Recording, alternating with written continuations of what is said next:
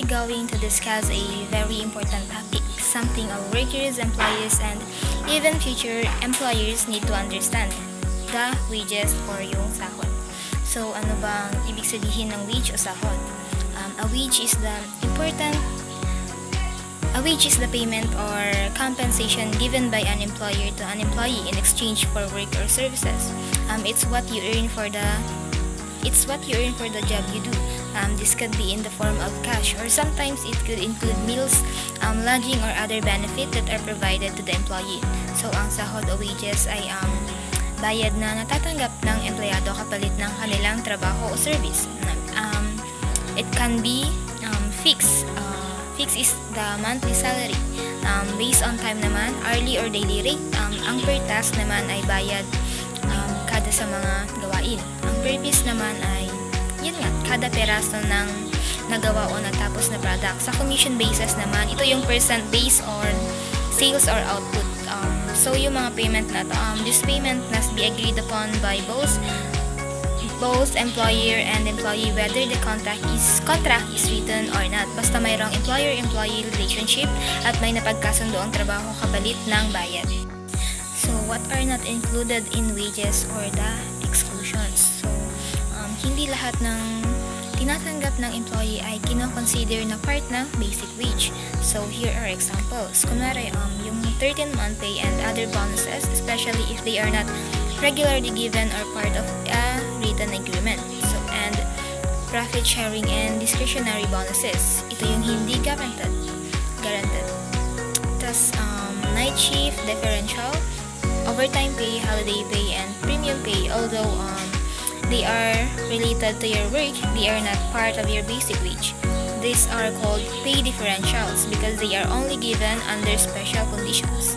And also, if the employer provides meals or lodging free of charge and does not deduct from the employee's wage, these are not counted as wage, especially if they fall under supplements rather than facility. So, if there is no work performed by the employee without the fault of the employer, there can be no wage or pay. Means no work, no pay. If you don't work, you don't get paid. So, bakit? Ito yung general rule nila, no work, no pay, because the employer is not required to pay for work that wasn't done. And the law says, the burden of economic loss suffered by the employee shall not be shifted to the employer. However, there are exemptions to this rule. If the employee is ready and willing to work pero hindi siya pinayagan ng employer, then the employee might still be entitled to receive wages. So here are the examples. Number one is the prevented by management. For example, nag-close yung isang company kahit may pasok dapat, and illegally locked out. Ito yung kung pinagbawalan pumasok ang mga empleyado without valid reason. And the third one is the illegally suspended. Ito naman yung sinususpend kahit walang tamang process o dahilan yung isang employee. And illegally dismissed, ito naman yung tinanggal sa trabaho kahit walang just cause. And illegally prevented from working. For example, hindi pinapasok dahil sa retaliation or discrimination. For example, in the case of Philippine National Bank versus PNB Employees Association. So, yung mga employees went on strike. Ibig sabihin, tumigil sila sa pagtatrabaho dahil may labor dispute. After the strike ended, they asked for wages for the days they were not working. So, ano nga ba yung sinabi ng decision or sinabi ng Supreme Court? So, the court ruled that since the employees did not perform work during the strike and the employer was not at fault, they are not entitled to wages. So, ibig sabihin, kahit ganoon yung nangyari, hindi pa rin sila nabigyan ng wage or sahod. So, after understanding what wages are, it's equally important to know that workers have rights protected by law. These rights ensure that employees are treated fairly and justly in the workplace. Hindi ko na siya iisa-isa yung lahat. So, una, ang right to a minimum wage. Lahat ng manggagawa ay may right na tumanggap ng sahod na hindi bababa sa binigay na minimum wage ng law. So, this amount is set by the law or by the regional tripartite wages and productivity board. Kaya iba-iba ang minimum wage sa bawat region. For example, kung ang minimum wage dito or sa Region 3 ay 600 per day, hindi pwedeng babaan ito ng employer. And ang right to equal pay for equal work naman ay kung pareho kayo ng trabaho o responsibilidad, pareho rin dapat ang sahod ninyo, regardless of gender, age, or employment status. For example, kung parehong factory workers si Gia at si Jeyo at pareho sila ng output at oras ng trabaho, hindi pwedeng mas mababa ang sahod ni Gia dahil babae siya. So, right to timely payment of wages naman ay ang sahod ay dapat ibinabayad ng regular, direct at hindi delayed. So, usually ay 2 beses sa isang buwan ito or bi-monthly. Employees should not be made to wait or be paid late kasi ito ang pinagkakitaan nila. Ayan. So, at yung iba pa. Legal consequences of violating workers' rights. Ano naman ang pwedeng mangyari kung lumabag ang employer sa mga rights na ito? And so, let's talk about punishment and consequences under the law. Una ay ang civil lawsuit o pagdedemanda.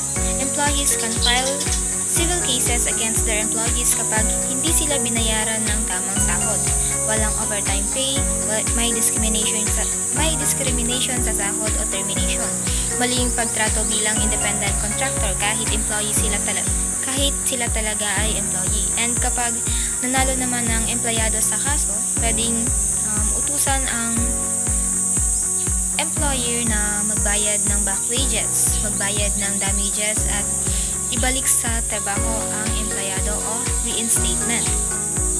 Next naman is the labor law audits. Ang DOLE o Department of Labor ay pwedeng mag-take ng action ng audit o inspection kapag may reklamo ang isang empleyado. For example, hindi binayaran ang overtime, hindi nagbigay ng payslip o may illegal deduction. So, ang gagawin ng DOLE will give short notice of the audit. So, employers must provide complete records, and if violations are found, penalties or orders to comply will follow. So, wage and hour violations naman under the Wage and Hour Division of the DOLE or in the Philippines. Hindi binayaran ang minimum overtime pay, hindi sumusunod sa rest day or holiday pay. Pwedeng mag-file ng complaint ang empleyado at iimbestigahan ng employer. Sa child labor laws naman ay mas mahigpit ang law pagdating sa bata o minor na empleyado. And the FLSA and Philippine Labor Code restricts number of hours minors can work, type of they are allowed to do o bawal sa hazardous jobs. At kapag lumabag sila, malaking multa at mas mabigat yung punishment ang kaharapin ng employer. So, sa discrimination complaints naman, or EEOC or Philippine Commission on Human Rights, kung may reklamo na may discrimination sa sahod, promotion o termination, ito ay pwedeng i-file sa CHR, DOLE or NLRC. At kapag napatunayan naman ito, employers may be ordered to pay compensation. Let's clarify the difference between wages and salary, which are both forms of compensation pero magkaiba sila sa ibang aspect. So, in nature of work and who it applies to. Basically, wages are usually paid to what we call blue-collar workers. Ito yung mga empleyado na gumagawa ng manual labor or skilled or unskilled basta physical work tulad ng factory workers, construction workers o drivers. So, their work is usually measured by the hour, day, or week. And sa salary naman, on the other hand, is paid to white-collar workers. Ito naman ay ang mga empleyado sa office, professionals, managers, or those in supervisory positions. These jobs usually involve administrative, technical, or intellectual work. In short, ang wages ay para sa manual or physical labor. Ang salary ay para sa administrative or professional work. So kung sa frequency and basis of pay naman, ang wage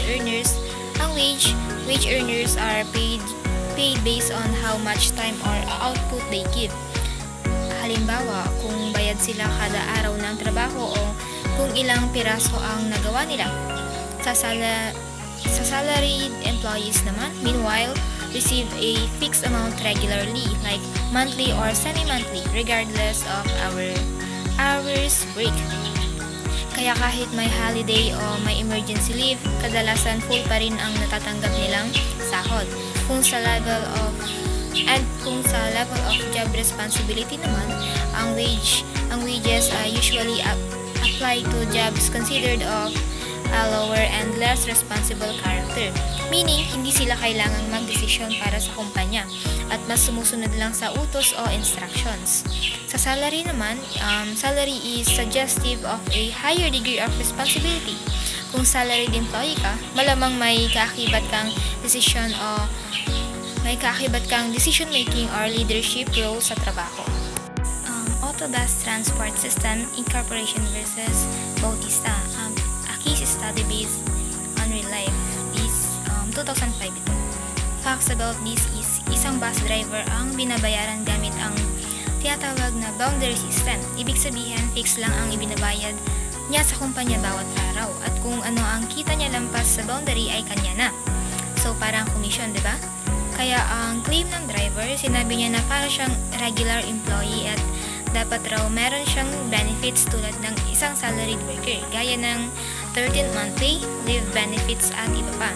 Pero ang ruling ng Supreme Court, hindi siya considered as salaried employee, kaya ang driver ay isang independent contractor dahil hawak niya ang sarili niyang oras, paraan ng way kung paano siya magtrabaho at paano siya kumita.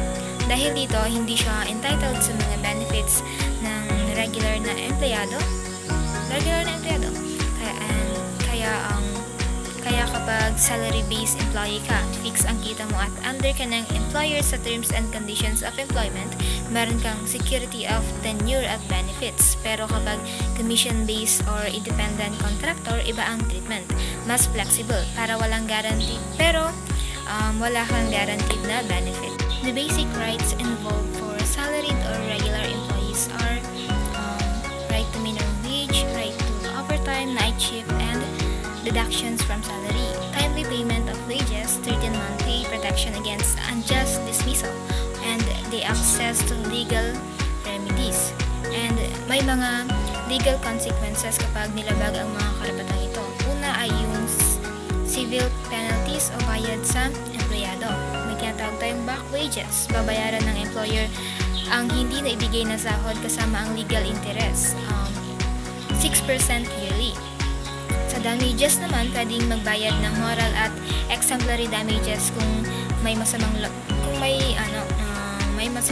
o pag-aabusong nagawa. Sa reinstatement, kung illegal ang pagtanggal sa'yo, pwede kang ibalik sa trabaho with full rights. And in criminal penalties, fines at kulong. Sa fines is under 1,000 to 10,000 pesos. Sa imprisonment naman, 3 months to 3 years, depende sa bigat ng violation, or pwedeng pareha sila. Minsan sabay ang fine at pagkakulong. At in administrative penalties, closure or suspension, pwedeng ipasarapan samantala or permanent ang negosyo. Sa cancellation of permits naman, mawawalan ng lisensya o mga agencies gaya ng POEA. Sa blacklisting, hindi na pwedeng kumuha ng government contracts or mag-hire ng worker. Bonus, it is the additional payment na ibinibigay sa empleyado lampas sa regular nilang sahod.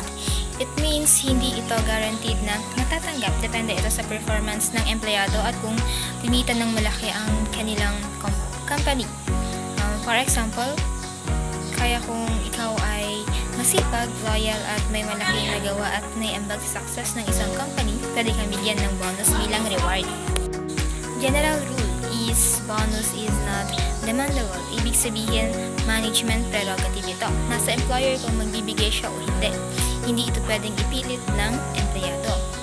Ang exceptions naman ay kailan pwedeng ipaglaban ang bonus. May mga situations kung saan ang bonus ay nagiging right ng isang employee. First is given without condition. Dito kapag ang bonus ay regular na binibigay ng walang condition, nagiging part ito ng sahod.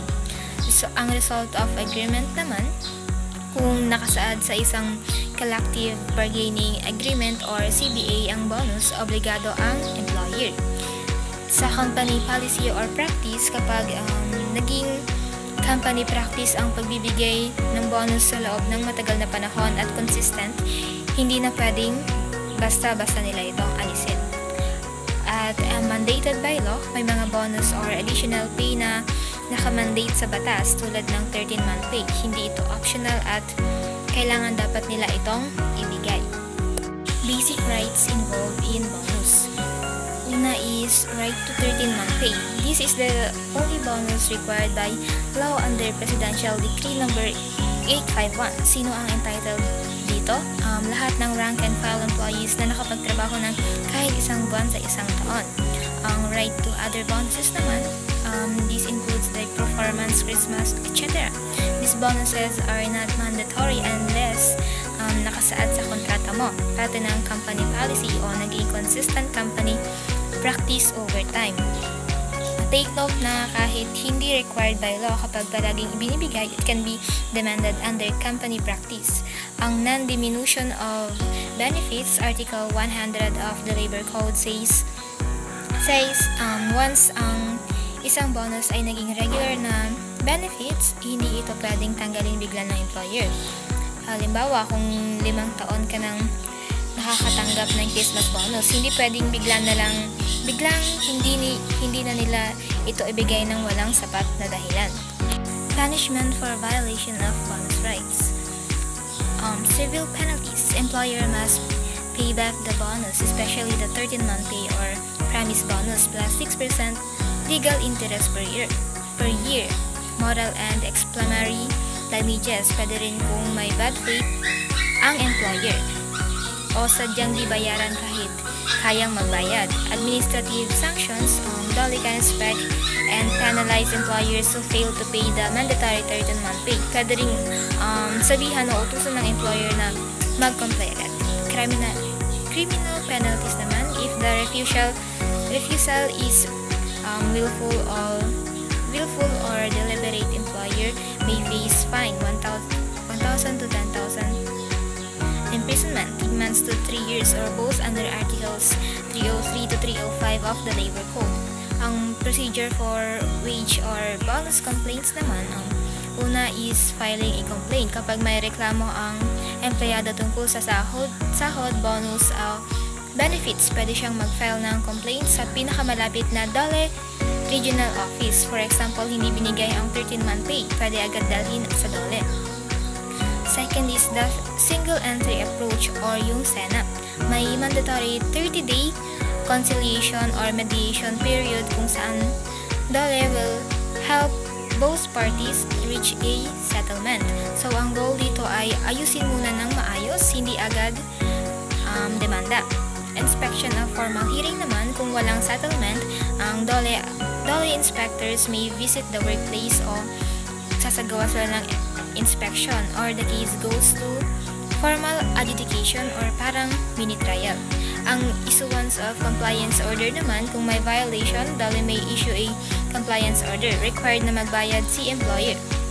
Halimbawa sa back wages or bonuses. Parang court judgment, may bigat na batas. Sa appeal and execution naman, pwedeng mag-appeal and either party sa mas mataas na opisina or korte.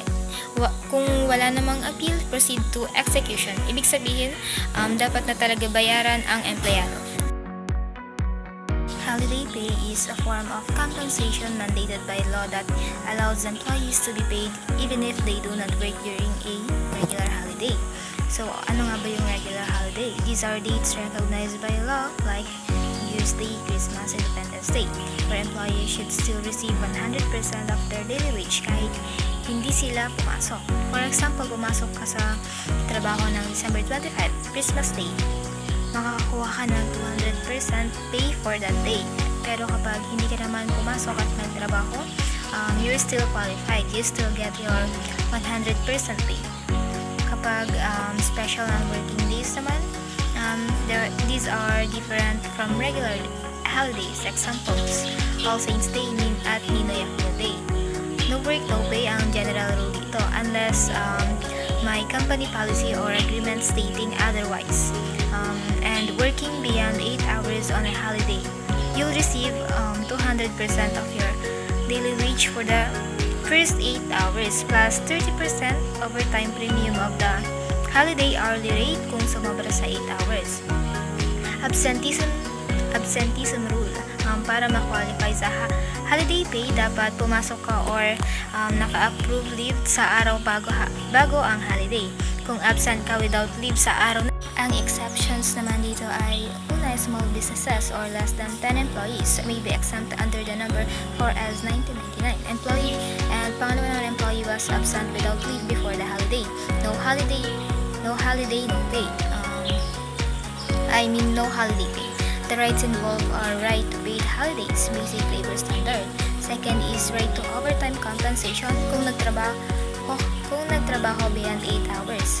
Ang right to protection from withholding, hindi pwedeng hindi bayaran ng holiday pay kung qualified ang empleyado.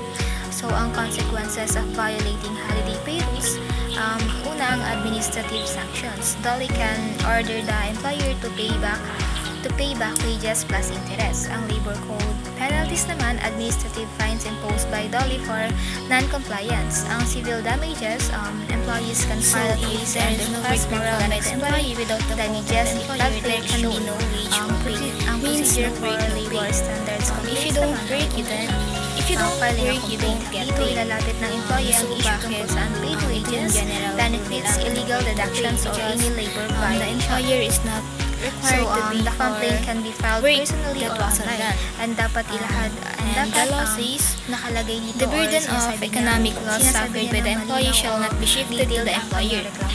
However, there are exemptions to this rule. If the employee is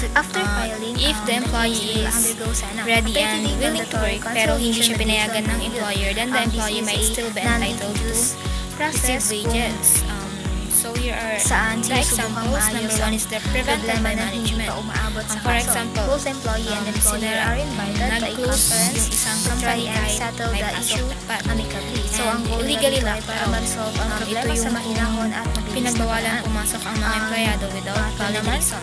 And the third one is the illegally suspended. Ito naman yung kapag walang naging kasunduan sa sinususpend DOLE may assign process o labor dahilan yung isang inspectors to employee. visit the workplace and conduct an inspection, And or illegally the company may dismissed, proceed to ito a naman yung formal hearing handled by a labor tinanggal sa arbiter trabaho kahit under the walang NLRC. just cause. So ang purpose naman dito And illegally prevented from working. investigahan ang For reklamo at example, matukoy kung may paglabag hindi sa batas, pinapasok dahil sa kung may retaliation or paglabag sa discrimination. rights. So ang apat naman ay issuance of compliance order.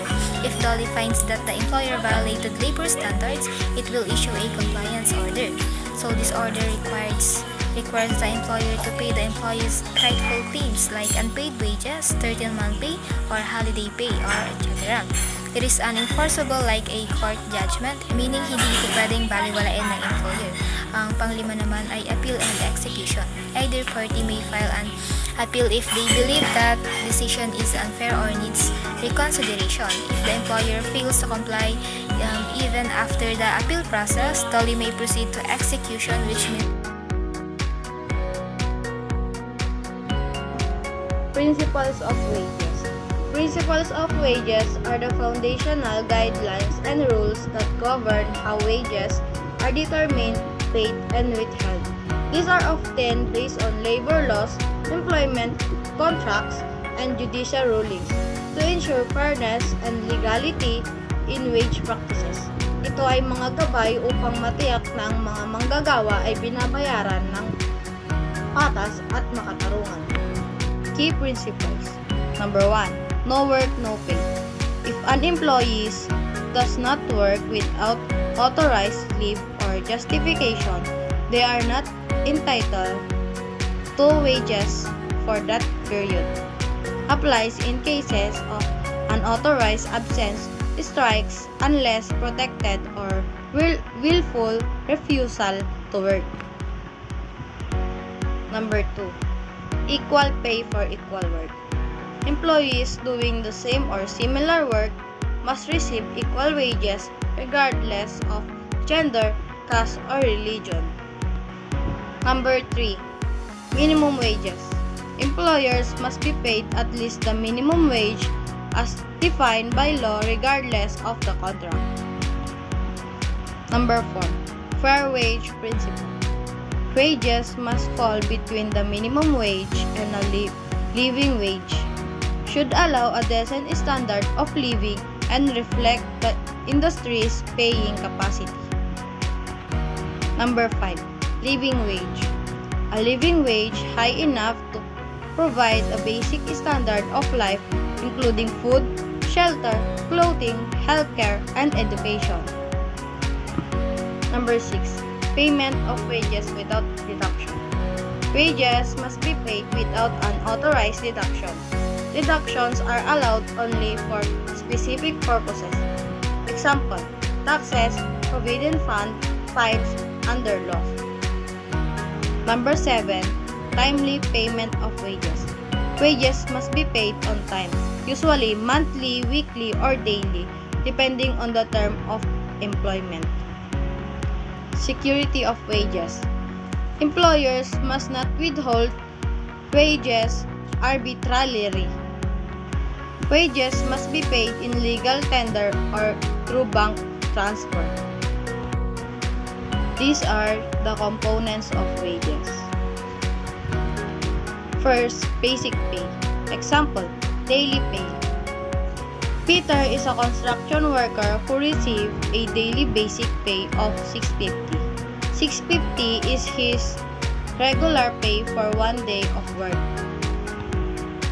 Dearness allowance, or DA, is a compensation paid to public sector employees, including pensioners, to help offset increases in the cost of living due to inflation.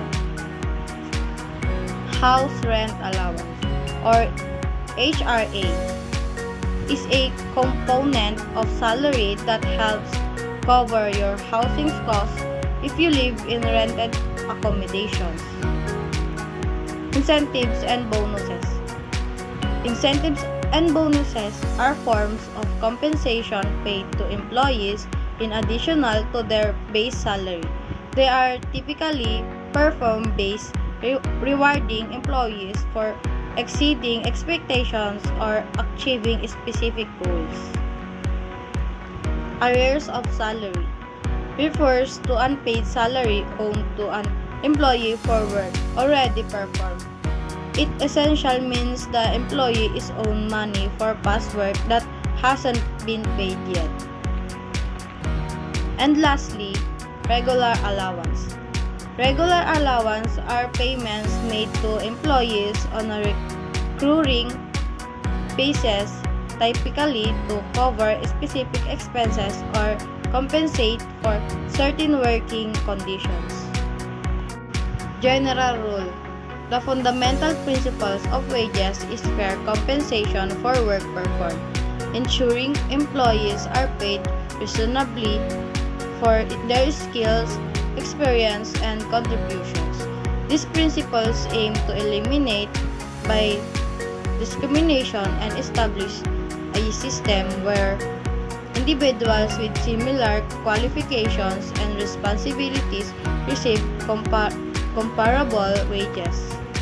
So, ang pagsunod sa mga prinsipyong ito ay mahalaga para sa isang maayos at produktibong relasyon sa pamamagitan ng mga manggagawa at ng mga employer. Here's the example. A principle of wages in action could be applying equal pay for equal work. For instance, if two employees in a company perform the same job and the same level of responsibility, experience, and skills, they should be paid the same wage regardless of their gender, ethnicity, or any other protected characteristics. This ensures fairness and avoids discriminatory practices in compensation. And here are the punishment for the violation of rights or legal consequences. There's a fines, criminal liability, civil liability, and other consequences. First is fine. Fines under RA 6727 Wage Rationalization Act entitles thus refuse to pay wage increase or adjustment can be defined between 25,000 and 100,000. Criminal liability.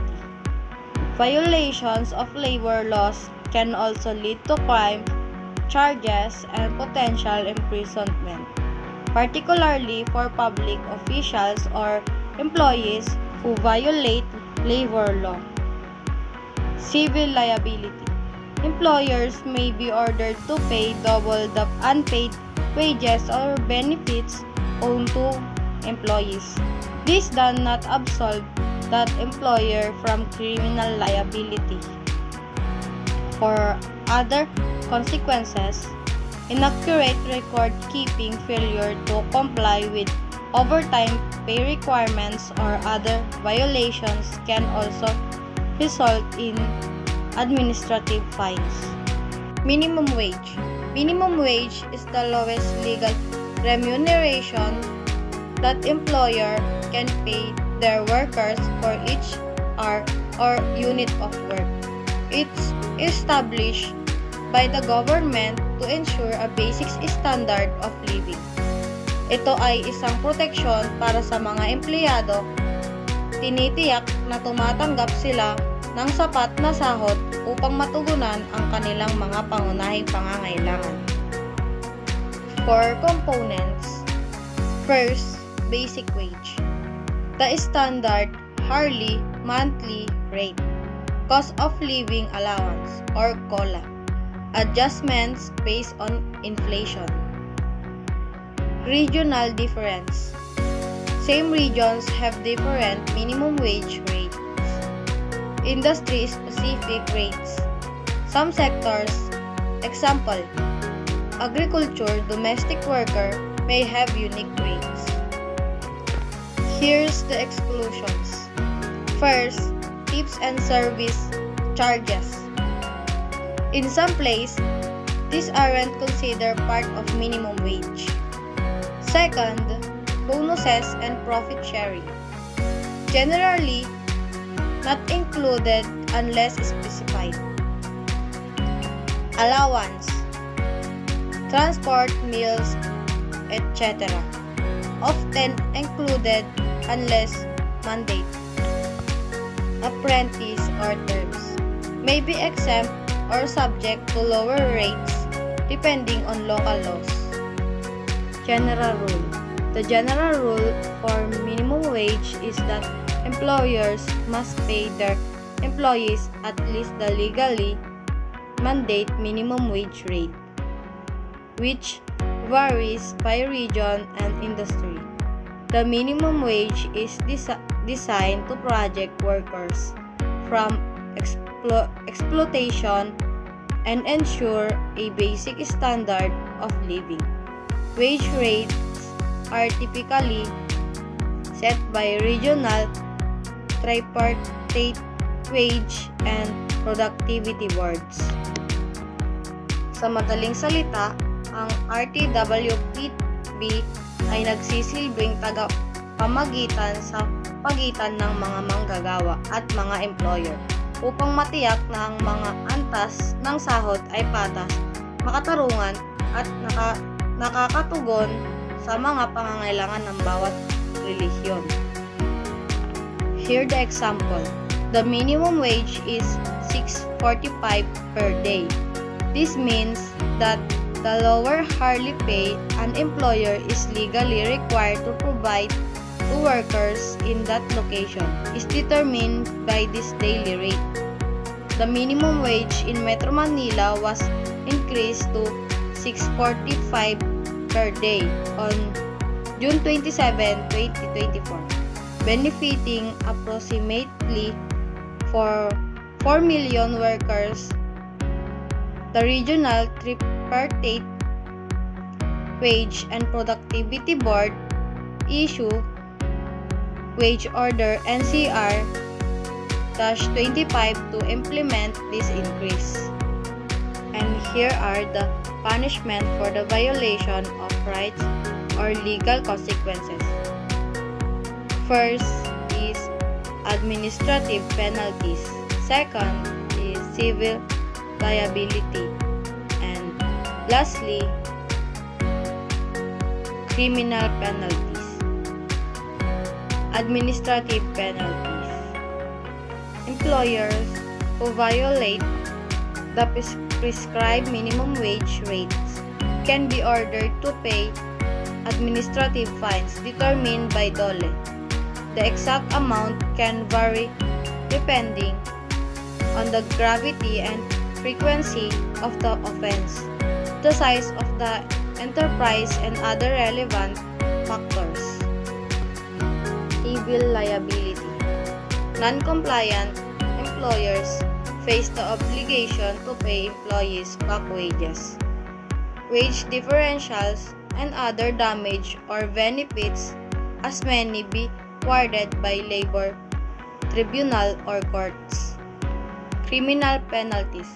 Under the Labor Code and RA 8188, willful non-compliance can be considered a criminal offense. Upon conviction, the violator may face imprisons of up to 4 years and or a fine ranging from 25,000 to 100,000, depending on the specific provisions violated and the court's discretion. Wage payment methods. Payment methods refers to the authorized ways employees receive their wages from employers. Ang tamang pagpili ng paraan ng pagbabayad ay mahalaga upang matiyak ang kasiyahan ng mga empleyado at ang maayos na daloy ng operasyon sa isang kumpanya. Here's the common types: cash, bank deposit, mobile money or digital wallets, checks, payroll cards. Components. First is wage amount. Wage amount refers to the total amount of money an employee receives for their work during a specific period, typically an hour, day, week, or month. The second one is pay period. Pay period is the length of time over which an employee's wage are calculated and paid. And lastly, pay stub or payslip. Pay stub or payslip details of gross pay, deductions, and net pay exclusions. And first is unauthorized deduction. Not allowed unless legally or contractually agreed upon. Second is payment in kind. Goods or services in place of money are typically not permitted as legal wage payment. Lastly is delay payments. Wage must be paid within a legally defined period. General rule. The general rule for wage payment is that wages must be paid in legal tender, cash or equivalent, and not in any other form of payment like promissory notes, vouchers, coupons, or tokens. Wage should be paid regularly, typically at least twice a month for piece rate systems. Ang sahod ay dapat bayaran ng regular, karaniwang hindi bababa sa 2 beses sa isang buwan para sa mga sistemang bayad sa piraso. Example, John is a full-timer developer. Payment method is direct deposit. How it works, John has his wages directly deposited into his checking account every 2 weeks. This method is fast, secure, and convenient for both him and the employer. And here are the punishment for the violation of rights or legal consequences. There's a criminal penalties and civil penalties. For criminal penalties, there are 3 types. First is fines. Any person, including corporations or associations, who willfully violates the labor codes provisions on wages can be fined. The specific amount of the fine varies depending on the law and the severity of the violation. Second is imprisonment. For repeat or serious violations, imprisonment may be imposed ranging from a few months to a year or more. Plus is responsibility of managers. If a corporation or association violates the law, the manager or the person acting as such can be held responsible. And dito naman ay sa civil penalties. There are 3 types then. First is recovery of underpaid wages. The employer who underpays an employee is liable to pay the difference in wages along with legal interest. Next is legal fees. The employee can also recover reasonable legal fees from the employer. Lastly, no sharing of underpayment. The underpayment due to employee cannot be shared by any other person, including the employer, attorney, or others except for employee. What is wage provision? Wage provision are rules that restrict employers from making deduction from employees' wages except in specific legally permitted circumstances. This provision aims to ensure that employees receive their full earnings and have the freedom to use their wages as they see fit. Components. Non-interference employers can limit an employee's freedom to spend their wages. Deduction. Deduction are only allowed for insurance, union dues, or when authorized by law. Deposits. Employers can request deposits for potential losses or damage to equipment. So for general rule, wages cannot be withheld. 2.1 provision under the law, the general rule is that an employee's wages must be paid in full and within the period prescribed by law. Employers are not allowed to withhold wages either as a form of punishment, disciplinary measure, or pending the settlement of disputes. Especially, Article 116 of the Labor provides that it shall be unlawful for any person, directly or indirectly, to withhold any amount from the wages of a worker or induce him to give up any part of his wage by force, steal, intimidation, threat, or by any other means whatsoever without the worker's consent. Punishment for the violation of rights or legal consequences. Violators of wages-related provisions face various penalties including civil and criminal consequences. Civil penalties may include fines, while criminal penalties can range from imprisonment to disqualification from holding public office. The specific penalties depend on the nature of the violation and the applicable law. Civil penalties. First, fines. Violators may be subject to fines which can vary in amount depending on the severity of the offenses. Forfeiture of instruments and proceeds. In some cases, the instrument and proceeds of the crime may be confiscated and forfeited to the government. Indemnification. The violator may be ordered to pay for damages or injuries caused by the violation. Criminal penalties. Imprisonment. Depending on the severity of the offenses, violators can face imprisonment ranging from short period to long sentences. Disqualification for public office. Certain violation may result in disqualification from holding a public office. Suspension of rights. The right to vote, hold office, or practice a profession may be suspended. Civil interdiction. The violator may lose certain civil rights. Wage order. What is wage orders? A wage order first developed by the Industrial Welfare Commission but currently regulated by the Division of Labor Standards Enforcement, or most also known as DLSE, outlines employment requirements relating to minimum wage, overtime, reporting time pay, meal and rest periods, and more. California has 17 different wages orders categorized by industry or occupation and will contain information specific to the industry or occupation it covers. So wage order are legal documents that establish a minimum standard for wages, hours, and working conditions for employees.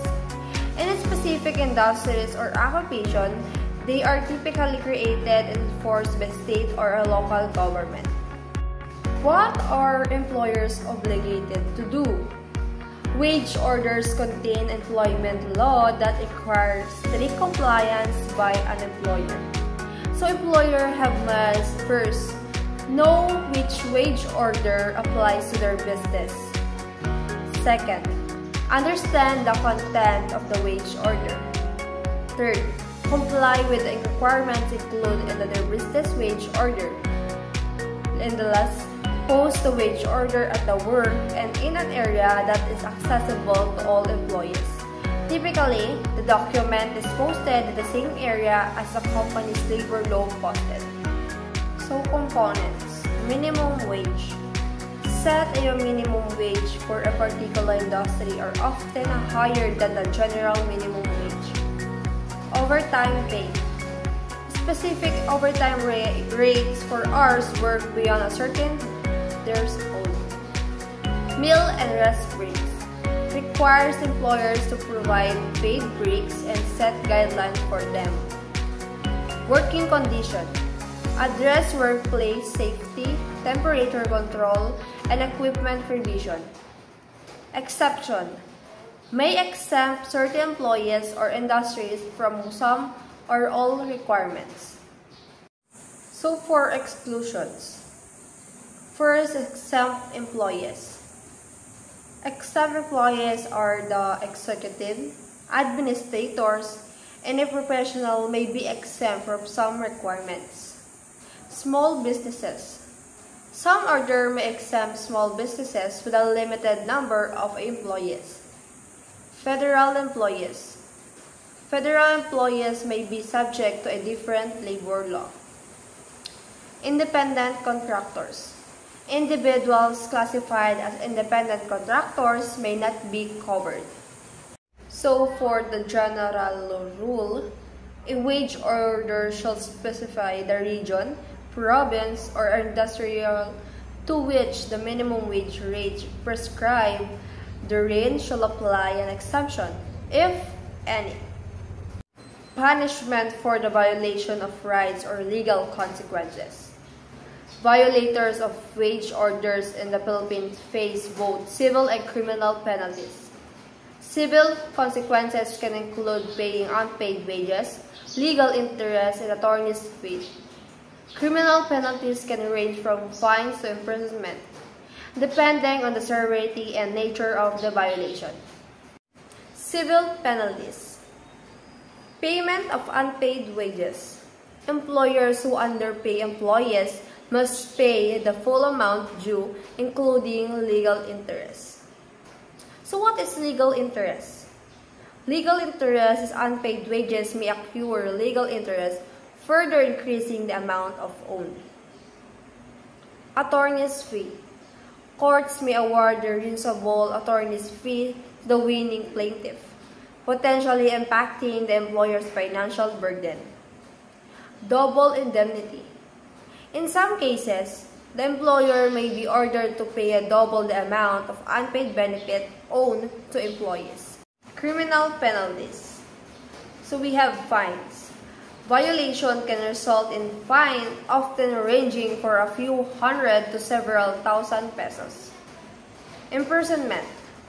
Depending on the severity, violation can lead to imprisonment, potentially ranging from days to months or even years.